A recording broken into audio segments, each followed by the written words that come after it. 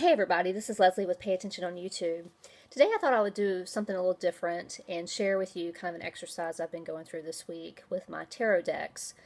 I chose to focus this week on the suit of the wands, the fire. And I had started off with a couple different decks and I found myself comparing the Steampunk Tarot deck with my Rider-Waite deck. And then I pulled out a few other decks and I thought, well, let me just kind of put all four decks together of this one suit between Ace and 10 and just kind of play around with them this week and see what I can learn, because I'm still kind of in the beginning stages of learning tarot anyway. So what I'm going to do first is show you just through the aces what each of the decks look like, because sometimes when I watch videos on YouTube of tarot decks, I really love like a certain deck, but they'll never turn the card around and I can't see the back, so I thought I would just kind of clear all that up. So I have the pocket version of Rider-Waite, and that's what it looks like on the back. It's about the size of a playing card, and I really like that size. Okay, so this is the Paulina Tarot, and that's what the backing looks like, so you're familiar with that. This is the Steampunk Tarot deck by Barbara Moore, and that's what the back looks like. And the last one I'm going to be using today is the Aquarian Tarot, and the back looks like that. Okay. So what I have done is I have my stack of cards here, and they all go in the same order for each number. So I'm just going to go through this. And the exercise that I thought was interesting, what I came to find out, is that I liked some of them, and some of them I didn't like. I may even have a deck here that I may never use again, just because I can't relate to any of the pictures. Like, I just can't really get the meaning out of the picture that I do in the other decks. So, okay, so let's just get started. So we're going to start with the Ace of Wands. Okay, and in the Ace of Wands, this is all about expressing your will. So when you look at this picture, or if you have this deck, you know, do you get that from this picture? And I certainly do. Okay, so this is the Paulina deck. Yeah, and you can kind of see, you know, she's got her wand up there, but she just doesn't look very emphatic about anything. And that's one of the things I find about this deck. They're beautiful, beautiful paintings, and I love to look at them, but I just don't get the meanings out of most of the cards. Here's the Steampunk again. It's very emphatic. Expressing your will, being clear on your intent. It's like, ugh. Okay, this one, you know, it's a beautiful image, but I just don't quite get that feeling from this card on the Ace of Rods. Okay, so let's go to the Two of Wands. So the Two of Wands is about seizing the day and straying from the crowd. So you're kind of becoming a little different than everyone else around you. You're kind of standing out. It could be a period of waiting or hesitating over a decision. Now, I can kind of see that this might be straying from the crowd a little bit, but again, I just do not get the emotion from the Paulina deck about you know, a period of waiting or seizing the day. I mean, maybe seizing the day, but I'm not quite feeling it. This one, for sure. I mean, this guy is really contemplating over a decision in his life. You could see it on his face. Just the whole demeanor of the picture is just amazing to me. Completely feel that expression with this card. And this I really like too. What I like about this card is it is a side view of the man's head, face, and he's holding the crystal ball or whatever it's supposed to represent. So I do like this image. I resonate with it as well. Okay. So the Three of Wands is all about the first stage of a project. Seeing an opportunity from a distance, active waiting, and options. So I get that from this card for sure. This in the Paulina deck, okay, she or he is like on top of this ball, looking down at everything around her. Still, again, I just am not getting that same feeling that I felt with the Rider-Waite of active waiting and options. I mean, maybe, but there's just something about this deck that I'm having a hard time relating to. Beautiful image, though. This is the Steampunk Tarot. Yes, you could definitely tell he's looking off from a distance. He's waiting. He's calculating. Definitely some active waiting going on there. And in this, I can also resonate with too. You know, he's looking out beyond what we can see, and he's definitely waiting for something. Okay. So the Four of Wands, I love this card. It's about celebration. So obviously, you know, they're running through a field or meadow around the castle, and they're coming, and the wands are up with the foliage, and they're going to be celebrating, and they just look all happy. So you can definitely tell. This kind of, she's holding a rose, so when I look at this, I see, you know, the rose is representative of celebration and being happy and smelling the roses, and there is the depiction down here of the castle, and so yeah, it's a pretty good image. This is my very favorite. I mean, look at this. It looks like they, on a whim, just decided to throw up a party for the evening. And I love the fact that she's down here pulling out a card out of the basket. And so here, the Four of Wands, like I was saying before, it looks like they just made a decision to get together and throw a party together one evening on the fly. Love it. This is the Steampunk Tarot. Okay. So we're back to, again, the Aquarian Tarot, and I really love this depiction as well. Same thing, you see the castle or the house in the background with the canopy that they built for the celebration. Okay. So now we're at the Five of Wands. I get this card a lot. This is about external conflict, struggle and challenge and competition, and that's very easily seen by this drawing. Okay. Well, even in the Paulina Tarot, you can see that with this painting. I don't particularly love the entities in this photo, but you could definitely see they're fighting it out. Good depiction.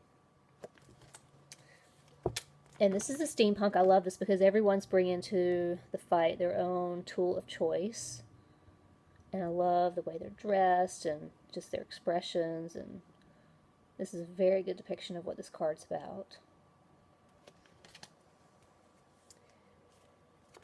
And this is the Aquarian, and yeah, I get it that they all have their staffs and they're ready to fight, but they look kind of bored, like they're not really giving it their best shot. I don't really sense the struggle in this, so this is just not my favorite depiction of this card. Okay, so now we're at Six of Wands, and this is I call this the parade card, the celebration, the victory parade.